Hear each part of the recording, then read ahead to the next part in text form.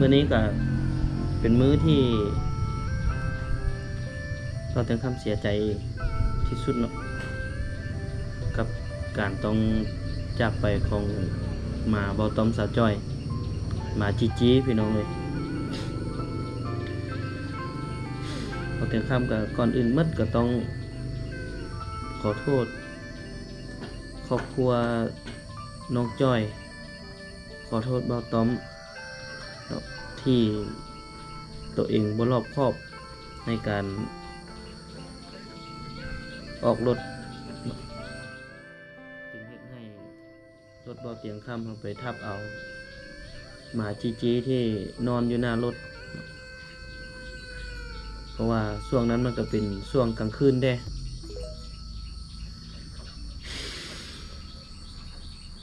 บ่เตียงก็บ่มีหยังสิเว้าสิว่าเนาะนอกจากความเสียใจแล้วก็คำขอโทษที่มีต่อครอบครัวของน้องจ้อยครอบครัวของบ่ต้อมที่ต้องสูญเสียหมาที่เพิ่นฮักแพงคือกับลูกนั่นแหละเนาะพี่น้องบ่เตียงคำกับฮักแพงมันคือกันไปแต่ละเทื่อก็มันก็แล่นออกมาหับ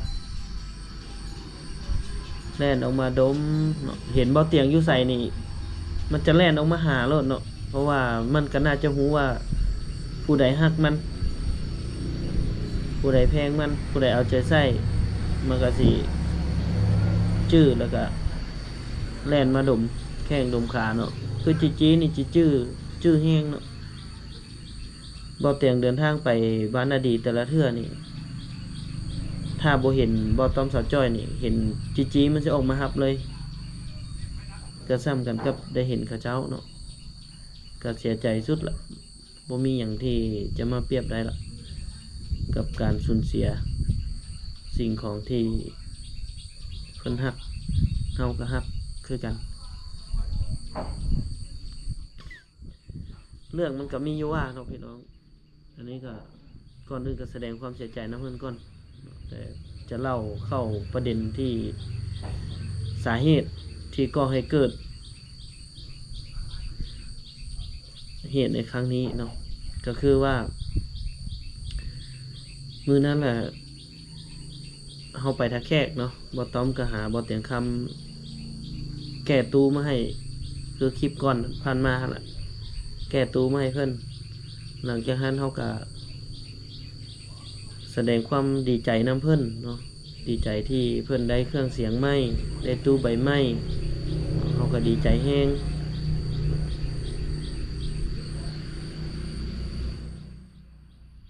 ก็ก่อนสิกลับพี่น้องเอ้ยเหตุมันเกิดก่อนสิกลับแล้วบ่เตียงก็บ่คิดว่าจีไปนอนอยู่หน้ารถเนาะเพราะว่าอันนึงรถบ่เตียงค่ำหั่นบ่ได้ดับเครื่องติดจักรไว้อยู่มันน่าจะบ่ฮู้โตว่ารถสิออกแล้วหรืออีหยังกันนะมันก็อาจจะออกบ่ทันเพราะว่าด้วยความคุ้นของจีนี่สิถูกเลี้ยงดูโดยความฮักความแพงที่สุดนะมันสิสัญชาตญาณสิบ่คือหมาตัวอื่นคือหมาตัวอื่นนี่ฮู้ว่ารถออกนี่มันจะไวมันสิไปเพราะว่ารถบ่เตียงคำรถออกนั่นก็บ่ได้ออกไวปานใดเนาะพอออกจากเฮือนแล้วก็มันก็มืดแด้มันก็ออกโตธรรมดานี่แหละก็ค่อยเร่งออกไปเลยล่ะบังเอิญออกไปได้ประมาณน้อยหนึ่งเนาะบ่ฮอด5 วิซ้ำก็เลยเห็นก็เลยรู้สึกอยู่ในล้อของรถเนาะว่าเอ้าเหยียบหยังว่าสินะเหยียบหยังเนาะมันคือนุ่มๆก็เลยถอยกลับบัดนี้ลงไปเบิ่งไปเห็นหมาจีหั่นถึกทับละแต่มันก็บ่คิดว่ามันสิหนักขนาดนั้นเนาะบ่คิดว่ามันสิบ่ออกนะถ้า บ่เตียงคำดับเครื่อง แล้วสตาร์ทใหม่มันก็คือสิหูเมื่อเนาะตัวหมามันก็คือสิหูเมื่อเนาะก็บ่คิดได้พี่น้องว่ามันสิไปนอนอยู่ในหน้ารถนอนบังอยู่คันส้นรถนั้น ก็ไก่เติบอยู่ดอกก็ประมาณเมตรกว่าๆที่มันนอนอยู่แต่ว่าเวลาเฮาขึ้นรถเนาะเฮาก็เพราะว่าครับบ่เตียงถอยบ่เตียงข้ามถอยคนมาใส่เฮือนบ่ต้อมเพื่อที่เอาเครื่องเสียงเอาตู้เพิ่นลงวันนี้เวลาที่เฮาออกรถเนาะเฮาก็เช็คคนเช็คหยังเฮาก็คิดว่าบ่มีคนบ่มีหยังแล้วเพราะว่าแต่ละเทื่อก็บ่เห็นมันไปนอนอยู่หั่นจักเทื่อเนาะส่วนใหญ่ก็มันจะนอนอยู่เทิงเฮือนแบบนี้หั่นนะก็บ่ได้คิดหยังหลายก็ออกโตไปก็ไปทับเอามันนั้นวันนี้เรื่องมันนักกว่าหั่นอีกพี่น้องเวลาที่ทับแล้วถอยฮู้ว่าเป็นจีแล้วบ่ต้อมเลยโดดไปอุ้มเอาจีเนาะไปอุ้มเอาจีวันนี้ไปอุ้มเอาเนื่องจากว่ามันถึกทับใหม่ๆมันยังเจ็บอยู่นะก็เลยมันก็น่าจะตกใจแฮงมันก็บ่ได้ตั้งใจหรอกตกใจแฮงเพราะว่าบ่ต้อมอุ้มแล้วเอามาพาดใส่บ้าเนาะพาดใส่บ้าเบื้องซ้ายเนาะอุ้มเข้ามาก็ด้วยความตกใจเนาะเราก็เป็นห่วงหมาเราไปอุ้มมาพาดใส่บ้าตัวมาก็คิดว่า มันก็ยังตกใจกับเหตุการณ์อยู่มันก็เลยมางับเอาหูบ่ต้อมนี่จนซอดเลยอ่ะจนซอดเลยเลือดออกเลยเนาะจนในงะปากหมาจีออกเลยจากหูบ่ต้อมนะนี่หลังจากนั้นแล้วก็บอเอามาจีลงแล้วบ่ต้อมจนหน้ามืดนั่นแหละหน้ามืดเลยจนเชล้มบ่เตียงก็พยายามจะให้เพิ่นไปซักยากันบ้านพยัคฆ์ไปซักยาอยู่ห้องหมอช่วงนั้นคือบ่มีกระจิตกระใจเก็บภาพหรือถ่ายภาพไว้ดอกพี่น้องเพราะว่าเหตุการณ์นั้นมันตกมุกตกใจแห้งก็เลยบ่ฮู้แนวสิเฮ็ดจังได๋คือเป็นห่วงอย่างเดียวคืออยากเอาบ่ต้อมมันไปซักยาหลักๆเลยเนาะหลักๆเลยคืออยากเอาบ่ต้อมนี่ไปซักยาหลังจากนั้นก็ตกลงกันเอาบ่ต้อมไปซักยาเนาะบ่เตียงก็บ่ฮู้แนวสิเฮ็ดแนวใดเนาะพี่น้องเนาะก็เสียใจแฮงแต่ก็ช่วยค่าซักยาเพิ่นไป 1,000 บาทช่วยค่าซักยาไป 1,000 บาทเนาะทีแรกเนาะก็ว่า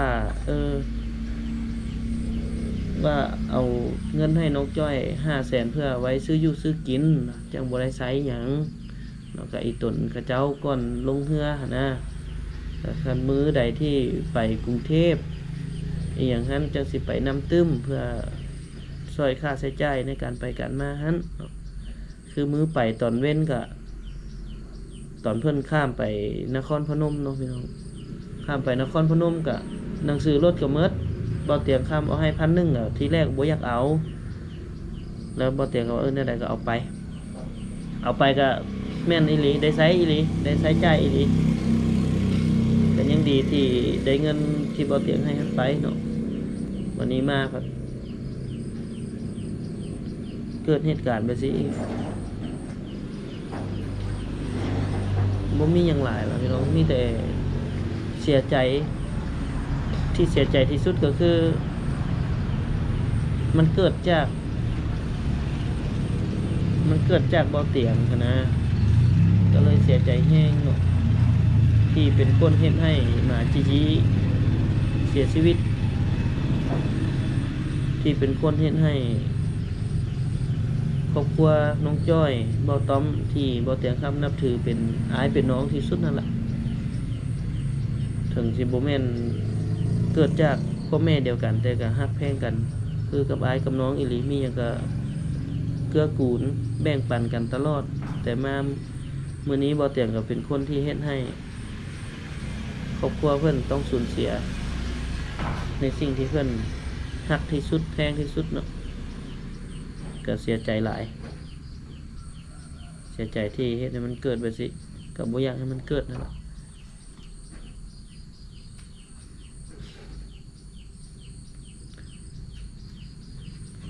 ขออนุญาตเล่าต่อนะพี่น้องหลังจากที่หมาจีกัดหูบ่ต้อมแล้วก็ตกลงกันว่าจะพาบ่ต้อมไปห้องหมอเมืองบ่เตียงค่ำก็ขับรถตามจนมาฮอดห้องหมอเมืองนั่นแหละขึ้นไปก็บ่เห็นรถเพิ่นบ่ฮู้ว่าเพิ่นไปซักยาอยู่ไสก็เลยโทรหาบ่ต้อมว่าอยู่ไสโทรหาน้องจ้อยว่าอยู่ไสที่จริงเพิ่นก็เข้าไปคลินิกของเอกชนบ่ได้ไปห้องหมอซ้ำบ่เตียงก็บ่ฮู้คิดว่าเพิ่นสิเข้าไปห้องหมอก็เลยขับรถเข้าไปห้องหมอทีนี้หลังจากที่ซักยาแล้วเนาะบ่เตียงคำก็ถามเพิ่นก็ส่งข้อความมาบอกว่าค่าซักยาหันเบิดไป 450,000 เนาะแต่บ่เตียงคำก็ซอยเพิ่นไปแล้ว 1,000 บาทในการนั้นแต่ในการช่วยเหลือนั้นมันก็บ่สมกับสิ่งที่สูญเสียกับเพิ่นบาดเจ็บดอกพี่น้องเอ้ยแต่เฮ็ดจังได๋เฮาก็บ่ได้อยากให้มันเกิดบ่อยากให้มันมีการสูญเสียแบบนี้เนาะจากเพิ่นซักยาแล้วเพิ่นก็เอากลับเมื่อมันก็น่าจะเจ็บแฮงเนาะหมาจีก็ได้เอาไปนำหั่นแหละแต่มันน่าจะระบมมันน่าจะซ้ำในเพราะว่ารถทับถึงจะบ่ได้เหยียบข้ามไปเลยมันก็เจ็บเติบนั่นแหละเจ็บแห้งนั่นแหละ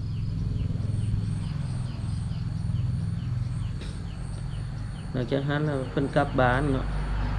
กลับมาเฮือนเพิ่นพอเฮือนเพิ่นก็น่าจะประมาณเที่ยงคืนเนาะตามที่บ่าวต้อมส่งข้อความมาบอกน่าจะเที่ยงคืนที่เพิ่นแชทบ่าวเตียงคำแชทไปถามมื้อเช้านี่ว่าจีเป็นจังได๋เพิ่นก็ส่งวิดีโอมาเบิ่งตามที่เห็นนํกันนี่แหละจีเสียแล้วซั่นบ่าวเตียงคำก็ตกใจเนาะบอกให้นางอ้นฮู้ว่าจีเสียแล้วเด้อพวกเฮาครอบครัวพวกเฮาก็เสียใจแฮงเนาะที่เรื่องแบบนี้มันเกิดขึ้นจากครอบครัวเฮาอะนะเฮ็ดให้ครอบครัวเพิ่นสูญเสียสิ่งที่ฮักไปเนาะนี่ก็ต้องขอโทษอีหลีล่ะขอโทษจากใจเลยต้องขอโทษอีหลีเนาะขอโทษกับการสูญเสีย